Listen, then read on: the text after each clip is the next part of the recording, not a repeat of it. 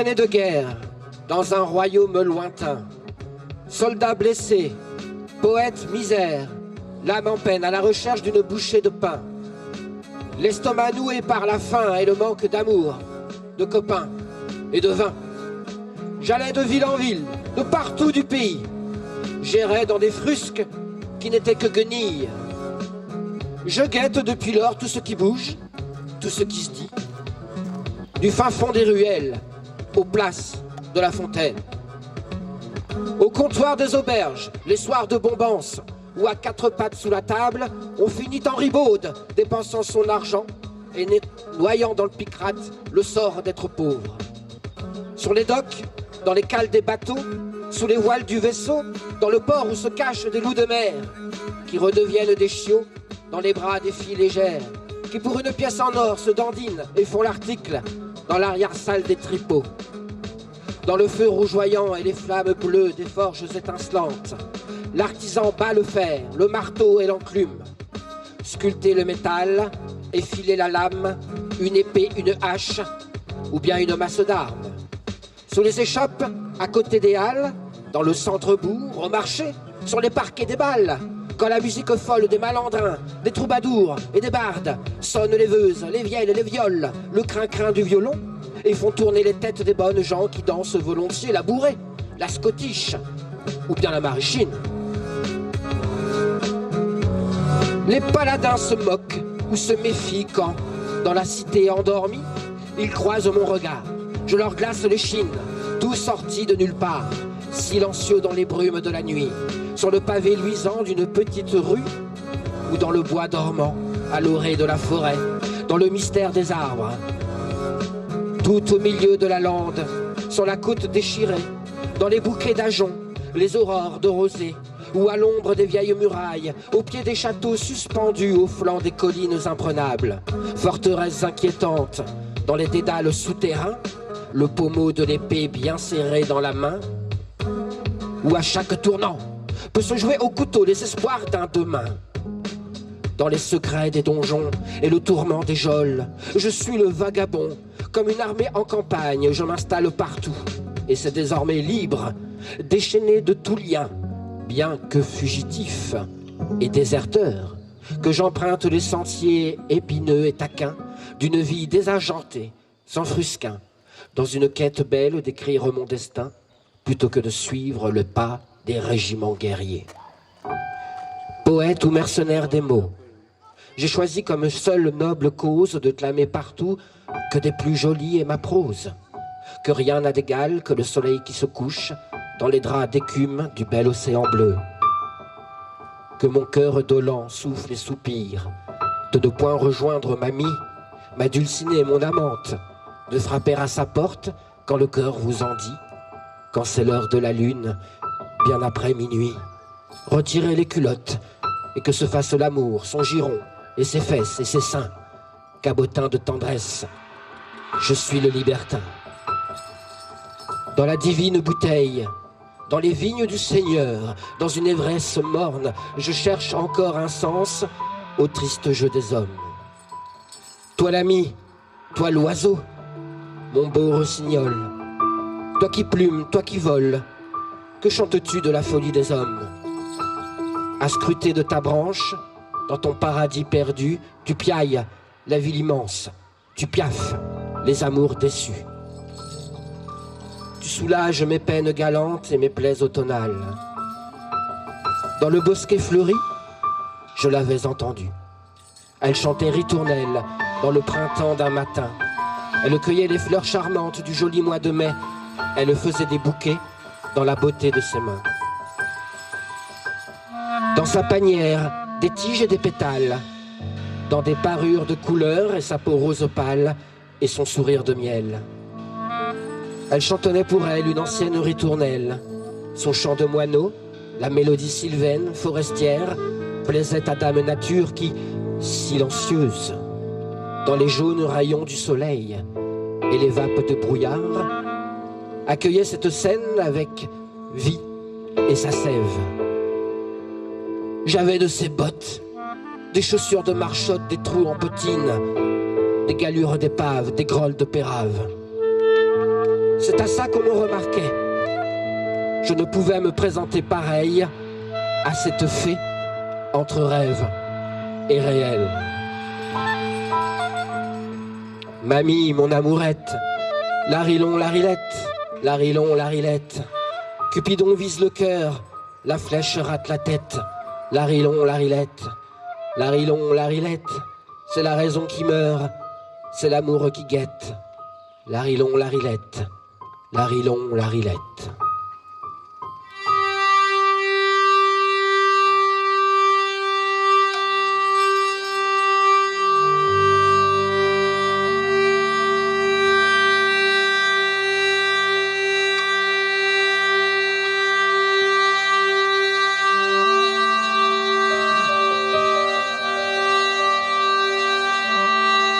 Malgré ma mise de l'octeux et ma mine patibulaire d'antan, ma bergère me chérit passionnément. Oui, elle m'aima. Elle m'aima dès cette première rencontre que nous donna le hasard, devenu soudain clément à mon égard.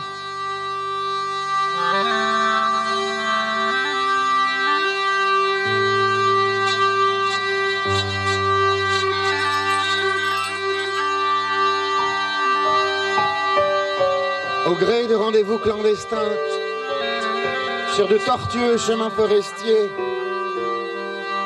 sous les toits des granges abandonnées aux murs maigres et branlants, sous l'ombre fraîche des buissons touffus et des arbres centenaires dressés à nos côtés comme d'indulgents chaperons, nous nous donnâmes 1000 serments d'amour et plus encore de fougueux baisers. Jeanne, ma bergère Jeanne,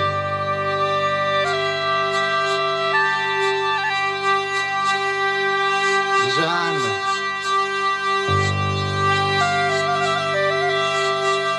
je te contemplais, Jeanne, je te contemplais, ma belle, aux émois palpitants.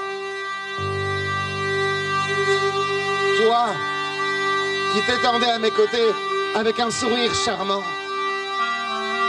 tous deux paisiblement allongés sur les douces rives d'un ruisseau clair, d'où s'échappaient suavement les gémissements de l'eau, rebondissant de rochers en rochers, le gémissement de l'eau, rebondissant de rochers en rochers, chant aquatique discret, qui battait la mesure de nos cœurs, désormais en chamade.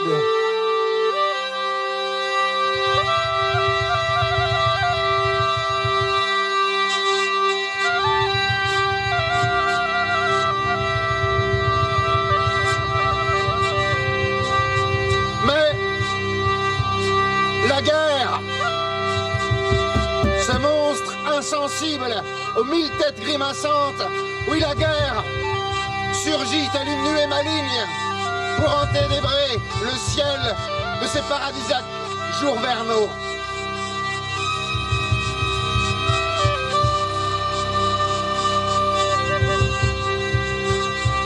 Éclata une énième croisade et il fallut que je m'enfusse loin de ma très tendre et très chère amie. Il fallut m'engloutir dans la noirceur d'une campagne très militaire et très chrétienne, avec comme seul compagnon une boucle de ses soyeux cheveux portés à la ceinture et à la main mon épée froide et élimée. Mon épée qui ne tarderait pas à se rougir du sang chaud de ces mécréants sarrasins qu'on m'envoyait massacrer par centaines de milliers au nom du Dieu très rédempteur. Au nom du Dieu très rédempteur. Au nom du Dieu très rédempteur.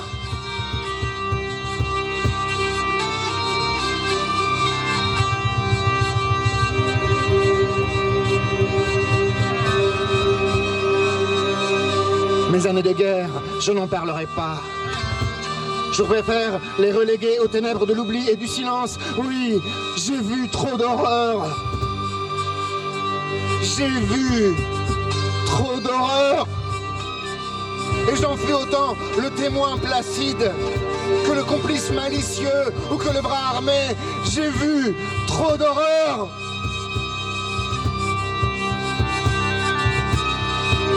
À ce point que je m'en fus loin de cette commune folie, moi, le renégat au cœur glacé, l'apostat aux yeux devenus arides, après que ce même cœur et ces mêmes yeux se soient tout jamais ternis de honte et de chagrin sous le brûlant soleil oriental. Oui, j'ai vu trop d'horreur. Mes 20 ans, je les ai vécus comme un halluciné, dans un monde où le meurtre, loin d'être répréhensible comme le pire des crimes et le plus exécrable des péchés, devint tout à coup souhaitable, enviable, au point d'encourager chacun à la tuerie aveugle, au pillage systématique et à une myriade d'autres forfaits innommables dont votre imagination ne peut qu'entrevoir l'insoutenable cruauté. J'ai vu trop d'horreur. Non, non, non, non. Je ne parlerai pas de ce cauchemar éveillé, avec ces immondes charniers, ces chairs corrompues et souillées, ces innombrables villages en flammes que fuyaient des femmes et des enfants en pleurs. J'ai vu trop d'horreur.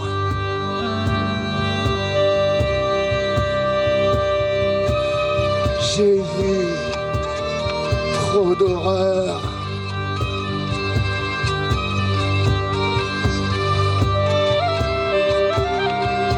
Il vous suffit de savoir qu'à mon retour au pays, après 3 ans d'absence, je revins extrêmement lasse et brisé, avec cependant mon ancien amour porté au cœur comme la plus éclatante et digne des reliques.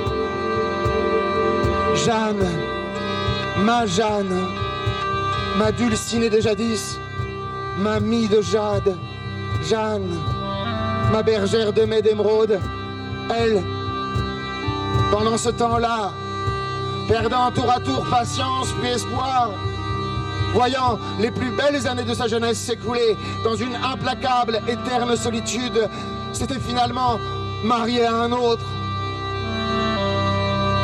Elle avait cédé à l'injonction pressante de ses parents de trouver Marie et moi, Marie et Grosjean comme devant. Je m'en allais vagabonder par les chemins, dégoûté de la société des hommes, ayant perdu tout goût de vivre.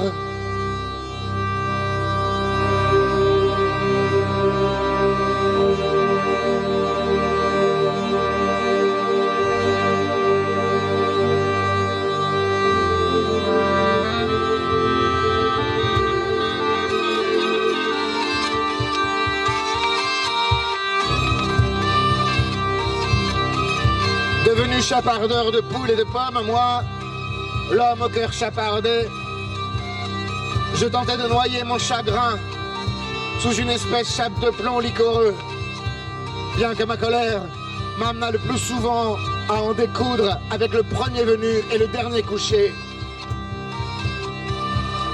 Ivre mort aux premières lueurs de l'aube, je chantais.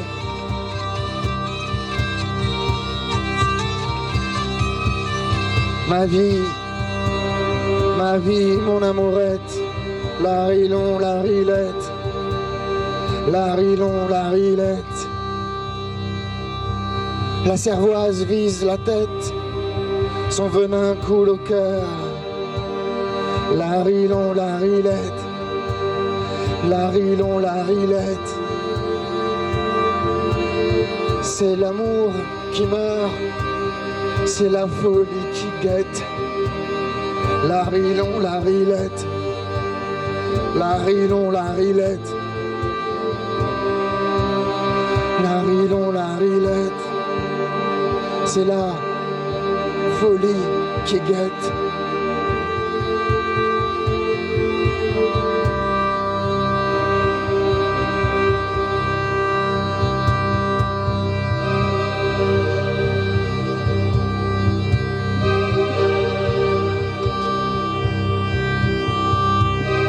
Au cours de cette errance malheureuse, je vécus encore un revers de fortune. Un beau matin, j'émergeais comme à l'accoutumée de l'abrutissement de mon ivrognerie, les paupières lourdes et le ventre en charpie. Mais cette fois-ci, je m'éveillais à l'ombre des murs d'un silencieux monastère. Là, un frère herboriste me réveilla, me recueillit, et pendant plus d'un mois, prit soin de mon corps. Grâce à l'application d'odorants en baume et l'absorption d'étranges potions de sa composition. Tout bon bénédictin qu'il était, il voulait aussi s'occuper de mon âme. Il me lisait les saintes écritures que je ne pouvais entendre alors sans ressentir de profond haut le cœur.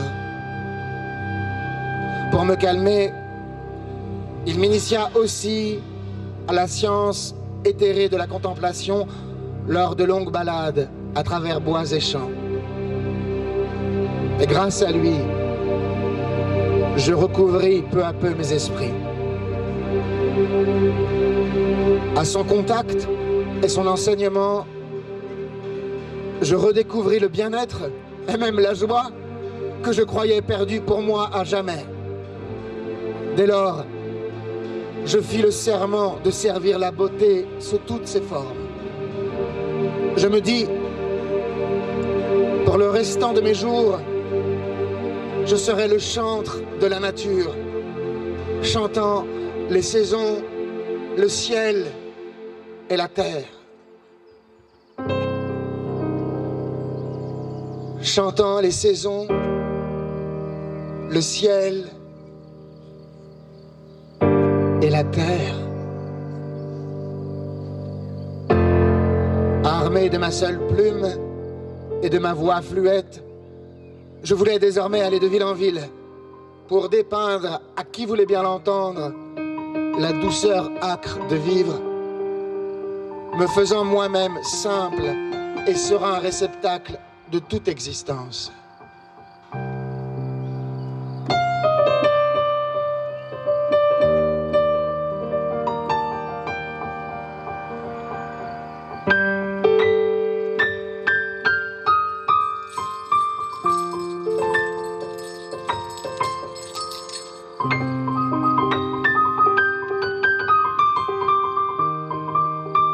L'âme du château était comme suspendue par le temps. La boue ne collait plus aux sabots des chevaux.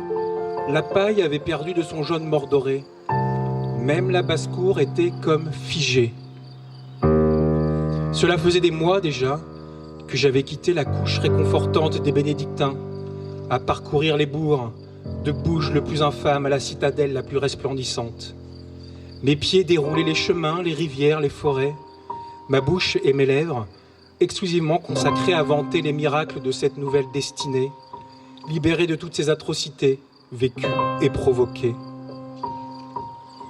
Fourbu de ma journée, j'accueillais la maigre frondaison d'un frêle chêne comme un momentané havre de paix. Assis à qui mieux sur des racines molletonnées par la mousse hivernale, je me débarrassais de mon baluchon, unique vestige de mon séjour monacal. Pas une journée ne s'égrenait sans que je la consigne sur mon petit carnet. Jour 5 de cet an de l'an sacré 1484, moi, oui, dont le nom ne peut plus être publiquement prononcé, inscrit ici mes états d'âme à l'abri de cet arbre effeuillé. La journée fut belle à parcourir les champs enneigés de cette noble contrée. Ici, point de sang, de croisée déversée, l'air est tranquille, quoique frisquait le vent. Alors que ma plume d'oie regorgeait d'encre, le vent poussa un cri saisissant. « Oyez, oyez !»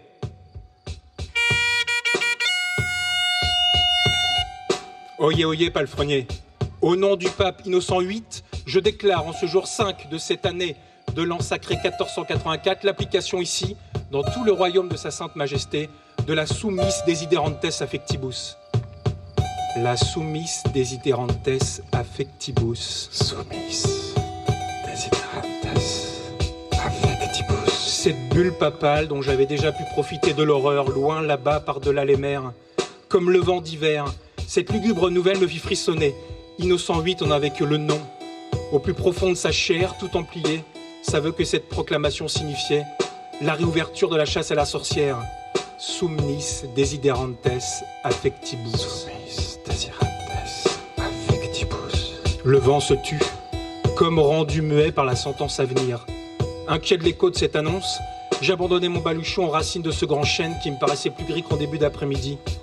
Pris par une pulsion morbide, je revoyais celle qui jadis m'avait trahi, se languir dans mon être, dans les bras d'un autre. Oh mamie, mon regretté amourette Larilon, Larilette, Larilon.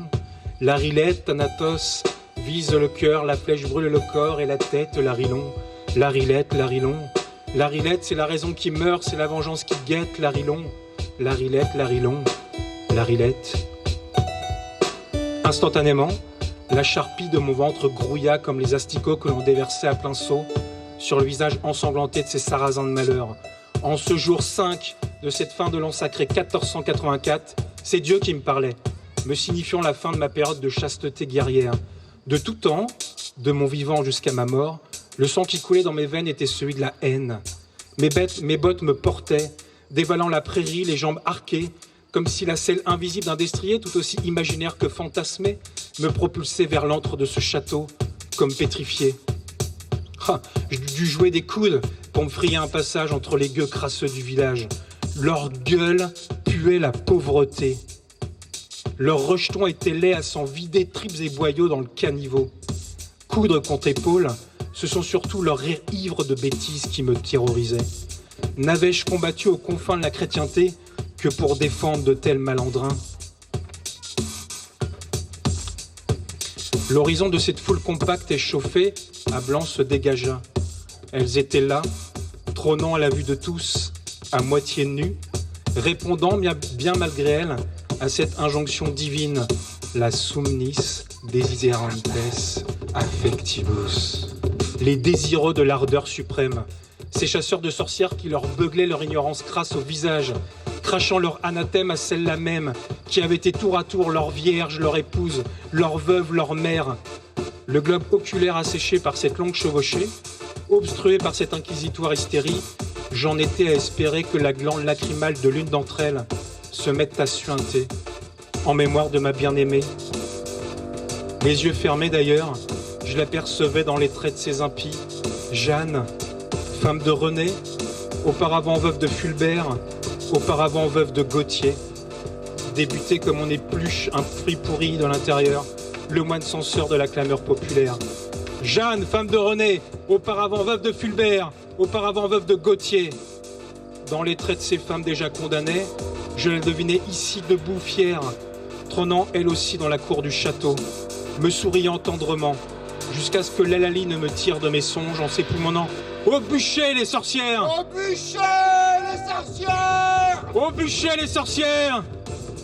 Face à la potence, personne n'était dupe. Trop jolie, trop indépendante, exerçant un métier d'homme, pas le sang bleu, un métier d'homme. Tout le monde murmurait. Béni soit-il celui qui les a dénoncés. Et gloire à celui, oh gloire à celui qui saura nous en débarrasser.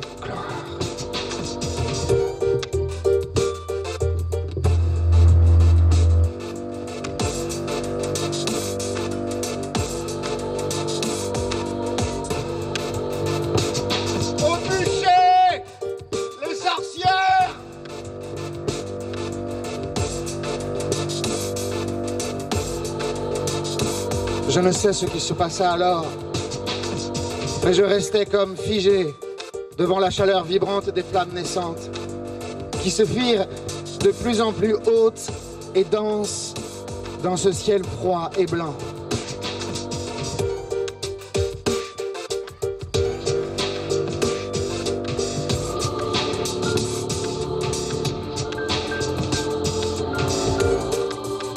Les vindictes de la foule se transformèrent pour moi en une rumeur indistincte et lointaine, confondue par les râles et les cris horrifiants des victimes dont les corps à l'agonie émettaient un effluve pestilentiel de peau brûlée, de poils carbonisés et de graisse fondue. Je perdis toute notion de temps et d'espace et ne repris mes esprits que bien plus tard, lorsqu'il faisait nuit et qu'il ne restait du gibet qu'un tas de cendres fumantes et quelques résidus de bois cramoisis.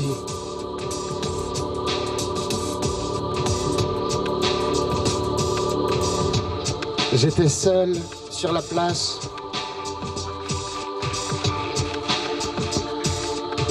Un étonnant silence régnait sur toute chose. Perdu face à ce spectacle désolant, un vent de rage et de désespoir souleva violemment tout mon être, à ce point que je tombais au sol en criant, les larmes aux yeux, frappant la terre de mes 2 poings, frappant jusqu'à épuisement cette terre que je me représentais alors comme une entité indifférente et avide de sang. Cette terre, un réceptacle glouton de chair humaine qui ingurgitait tout sans espoir de retour ni de clémence aucune. Je grattais cette terre à me briser les ongles, comme pour me déchirer le cœur, comme pour mettre à nu mon âme. Je reniais Dieu en me faisant le serment de désormais sauver de ses griffes autoritaires tous les soi-disant renégats, toutes les dites sorcières, tous ceux que son divin doigt et ses maudits prêtres désigneraient dorénavant comme parias et promettaient ainsi à une mort vile, déshonorante et plus que certaine. Je me ferai le champion du diable. Je me ferai le champion du diable. Je me ferai le champion du diable, m'exclamai-je. J'irai de bourg en bourg et de place en place. J'irai partout où s'érigeront ces injustes échafauds et ces abjects bûchers. Je m'érigerai contre tous ces bûchers comme un ultime rempart. Je rétablirai la balance en embrochant de mon épée tous ces bourreaux autoproclamés célestes. Oui, j'oxyrai tous ceux qui se mettront entre moi, le diable et ma destinée. Moi, le diable et ma destinée. Puis, je me mis à chanter.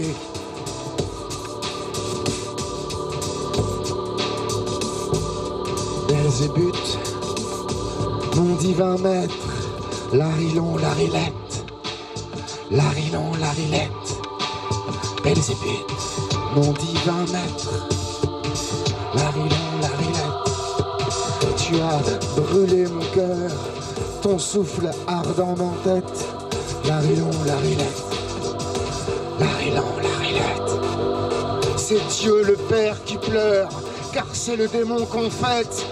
Larilon, Larilette, Larilon, Larilette.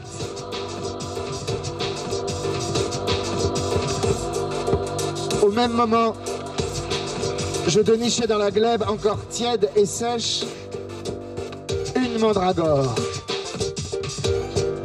Je m'empressais de déterrer cette plante étrange à forme d'homme dont chacun ne prononçait le nom qu'en chuchotant, car tous connaissaient ses pouvoirs lénifiants tout comme ses propriétés hallucinogènes. Je la fis rouler entre mes doigts en riant. Je la contemplais comme si elle avait atterri dans mes mains pour répondre à mon chant et me montrer la voie à suivre.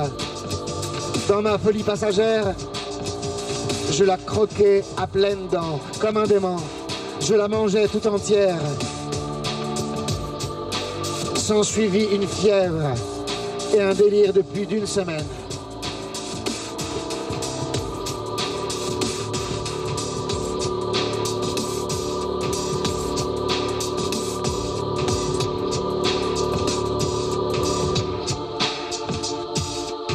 Mandragora officinarum, sumnis desiderantes affectivus, plante du bassin méditerranéen, plante des lieux incultes, rasant les bords des chemins. Mandragora autumnalis, plante de Turquie, plante aux fleurs violettes ou blanches, striée d'un vert maléfique. Mandragora colensens, plante des hauts plateaux inconnus de l'Himalaya indienne. Mandragora turcomanica, plante du Turkménistan, de l'ouest des Balkans. O Mandragora officinarum, O Mandragora autumnalis, O Mandragora colensens, O Mandragora turcomanica. Ô diable, que cette fièvre éveilla en moi le pire de l'âme humaine. Oh, que cette succulente mandragore, rosette plaquée au sol, bouclée de longues feuilles ovales, lancée au lait épaisse décupla ma peine. Oh, que ces opercules, d'un vert grisâtre, gaufrés, au bord ondulé d'où émergent des fleurs canapulées d'un violet, bleu ou verdâtre en bouquet, me donnaient soif de vengeance. Oh, que ces baies charnues, d'un jaune orangé, sphérique, m'obligeaient à reprendre l'épée. Oh, oh, qu'ils sont loin les bénédictins et leurs promesses d'un monde de paix et d'harmonie. De valeurs qui ne valent que pour les valeureux, pas pour les malandrins, les petits, celles et ceux qui ne sont rien. Oh, je l'ai promis, je l'ai juré, je l'ai craché. À moi les maudits, les renégats, les sorcières. Une semaine était passée, je me réveillais la tête lourde, le corps anthropomorphe, d'une longueur démesurée. Je n'étais plus que racine, grosse et fourchue comme deux jambes enchevêtrées. Impossible de bouger. Dans mes délires immobiles, le sinistre spectacle du bûcher m'obsédait. J'en avais pourtant bu du sang à pleine goulée, mais le procès fait à ces femmes avait le goût de l'imposture, et je me devais de leur rendre justice. Enivré par la mandragore, je les revoyais là, face à la foule, comme si j'y étais, le regard fier, le port altier, debout face à leur juge, dont la sentence était déjà connue de tous, avant même d'être prononcée. Je la revoyais, Jeanne, femme de René, auparavant veuve de Fulbert, auparavant veuve de Gautier. Jeanne qui ne trembla pas, quand la sentence s'abattit sur elle et ses sœurs de misère, quand la potence lui brisa le cou, quand les flammes du bûcher lui calcinèrent les os. Que lui était-il reproché à Jeanne? D'avoir eu l'outrecuidance de se refuser à René, un gueux qui se prenait pour un chevalier. Du soir au matin, il s'arsouillait avant de rentrer bon à rien au foyer. Du matin au soir, il la harcelait, elle qui au champ, elle qui au marché, elle qui avec ses petits, elle qui au lit, elle qui faisait tout pendant que lui ne faisait rien. Cet état de fait était fait pour durer. Dans notre monde, Jeanne était inférieure à René. Parce que femme, parce que dénuée de pénis, parce que réduite à son service, parce qu'il en était ainsi, parce qu'un point c'est tout, parce qu'un point dans la figure, et parce que point à la ligne. De ce monde, de leur monde, Jeanne n'en voulait plus. Avant René, elle avait déjà subi les saillies de Fulbert et de Gautier, un quotidien fait de vexations, d'humiliations, d'agressions verbales. Un quotidien fait du viol de son intimité. Lui, comme les autres, n'avait cessé de la traiter pire qu'un chien. Parce qu'un chien, au moins, ça sert à protéger la maison. Alors que toi, salope, tu sers décidément à rien. Les poings impuissants face aux raclées quotidiennes, Jeanne n'avait plus d'autre arme que son corps et son intégrité. Ce qu'elle avait échoué à entreprendre avec Fulbert et Gautier, elle décida de le mettre en application avec René. Il ne la toucherait plus jamais, promis, juré, craché. Devant les flammes de l'enfer, ni pour la cogner, ni dans leur intimité forcée. Devant ses juges, elle avait déclaré que ce dernier n'avait même pas l'excuse de l'argent et de la gloire, pour ainsi l'humilier. Quant à sa force physique, elle avait éclaté d'un rire franc, défiant ses bourreaux. Elle diminuait à mesure des godets descendus de la taverne des cocus, tout comme son sexe engourdi par l'alcool, qu'il n'arrivait plus à lui imposer, sauf par la force, tant cet artifice de la domination masculine en était réduit à la stricte taille d'un appendice. Sous les broncas et les huées, elle continuait de dérouler sa défense. Elle se souvenait. C'était un matin comme tous les autres, un matin où, avant que son assoiffé d'époux ne franchisse la porte de la pauvre demeure, son petit dernier la traita comme la dernière des traînées. Elle, sa mère aimante, qui faisait tout pour ses rejetons, se voyait à son tour rejeté par ce petit mal des gens, mal d'autorité. C'en était trop. Fulminant, Jeanne demanda à l'aînée de ses filles de s'occuper de son petit frère, puis disparut de la trier. Au champ, au marché, elle rodait son argumentaire, n'ayant point de mal à convaincre ces sortes de misère. Sororité! Avec les cloches de l'église, sonna le tocsin de la colère. Sororité! Son petit dernier, René, et tous les autres, vous les bons hommes, c'est décidé, je vous annule de mon monde. Je pars, je me mets en grève, je rejoins mes camarades d'infortune et de lutte. Sororité! Sororité! Se déplaçant au gré des vents, tels des stratocumulus, lui servant de destrier, la révolte de Jeanne s'amplifiait, contaminant foyer après foyer. Sororité! Sororité! Sans l'avoir connue, je ressentais de tout mon être le portrait de cette jeune fille en feu. Jeanne qui, dans son ultime souffle de vie, offrit pour toute réponse à la justice des hommes et de Dieu un sourire. Ce sourire comme une ultime réponse à la saloperie. Ce sourire comme un ultime acte de résistance. Ce sourire auquel j'aiguisais la lame de mon épée. Ce sourire sur lequel je jurais de faire taire la loi du sabre et du goupillon, à jamais. Dans une énième bouffée de mandragore, mon esprit s'envolait. God save the Queen, God save Jeanne, God save Expectation, God save Devil. Déformant le livre des Éphésiens, chapitre 6, verset 11, je le proclamais sur les cendres de Jeanne. Revêtez-vous de toutes les armes du diable, afin de pouvoir tenir ferme contre les œuvres de Dieu. Trust in her, trust in Jeanne. During the morning, during the night, mon âme te bénit, Jeanne, car je sais que tu es là. Trust in her, trust in Jeanne, sing. Hosanna, Jeanne.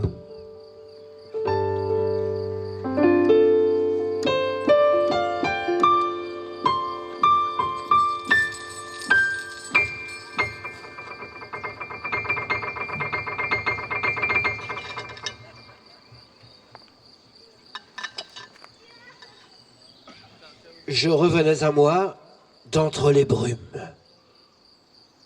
Le corps et l'esprit harassés. Le cœur loqueteux. Encore servile des effets stupéfiants de la plante des magies et des maléfices.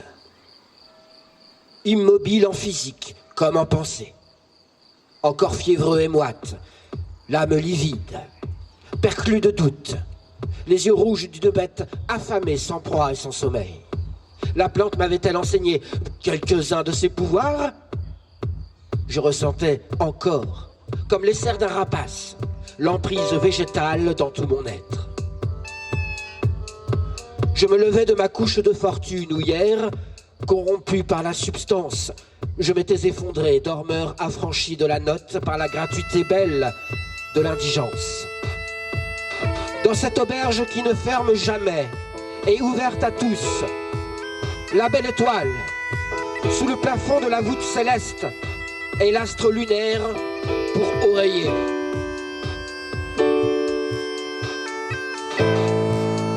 Maintenant debout, encore, enfin, sans vigueur, ni alerte, mais vivant,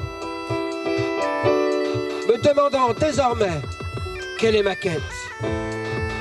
Caressé par les promesses du vent, terrassé par la faim et la soif, à l'aurore de la raison retrouvée, l'ivrogne aussi, ses bouteilles aux pieds, joue les cadavres exquis pour recouvrer le fil de ses songes. Jeanne, Dieu, le diable, et moi.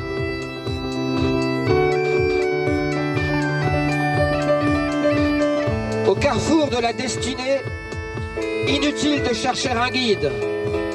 Il faut chercher, trouver, choisir sa voie, seul, en soi. Les enseignants sages du bénédictin, l'herboriste du monastère, n'avaient pas été vains.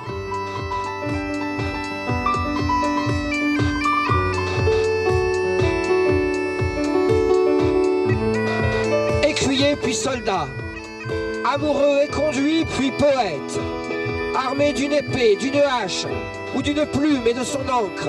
Les mots et les armes, c'est pareil, ça tue pareil. Pieux combattant, sa foi en bandoulière, ou féroce païen défiant le blasphème des instances du destin et les faveurs du ciel. Baisser enfin les armes à jamais, reprendre route et chemin, les tirades et les vers, foulant de grands pas les sentiers du pays poésie, ou bien devenir répurgateur, assassin, mercenaire, et faire couler le sang de tant d'adversaires. Jeanne, Dieu, le diable, et moi. Jeanne, Dieu, le diable, et moi. Sentir le flux de la peur battante au cou de mon ennemi, quand de la pointe de ma lame, je tiens en respect l'avenir de son instinct de vie. Porter le coup ultime et funeste des stocks et de taille. La mélodie guerrière est une partition sans fin, alors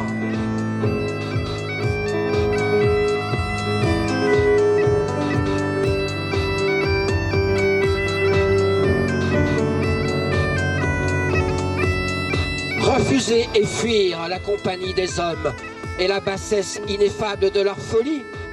Fuir l'amour que les femmes me refusent. Fuir l'injustice d'être croyant, fervent et malmené. Fuir la flamme tentatrice et la queue fourchue des enfers permis. Fuir le regard du jugement auréolé. J'ai fui, oui, j'ai fui. Je me suis isolé, reculé, éloigné. J'ai enterré mes armes, éclairé mon regard et affûté mon âme. Je suis l'ermite de la grotte et je projette des pensées. J'ai vision des âmes blessées et je guéris et je traite et je soigne. Alchimiste devenu, réputé je suis. Je travaille à la transformation, la transmutation des matières. Mandragore, Mandragore, ma superbe, l'œuvre noire, au rouge, au blanc, j'ai trouvé refuge au centre de la pierre, au vitriol, et je crie entre ma grotte et ma glotte, le réel, la liberté de l'ermite, le savoir alchimique, être sans avoir et piquer la langue de ceux qui savent. Je parle maintenant la langue des oiseaux, du percevoir, perce pour voir, et de la rosée, des élixirs, et puis des filtres. Je suis l'oracle, le divinateur. On vient me voir, on me consulte. Jeanne, Jeanne, Dieu, Dieu, le diable, le diable, Jeanne, Jeanne, Dieu, Dieu, le diable, le diable, et moi. et moi.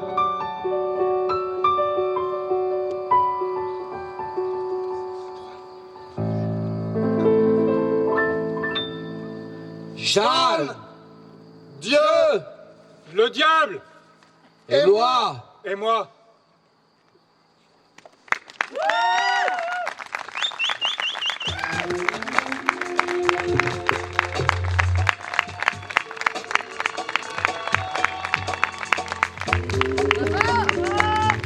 merci beaucoup.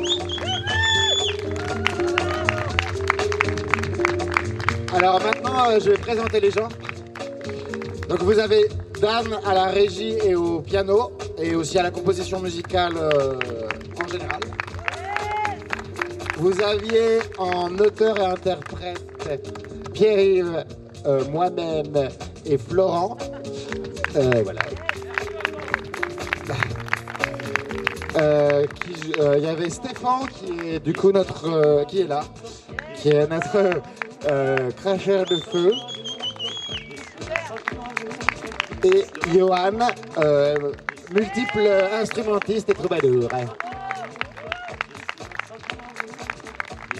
Et donc encore un grand merci à vous de nous avoir écoutés. Un grand merci au château de nous avoir accueillis. et Festimage.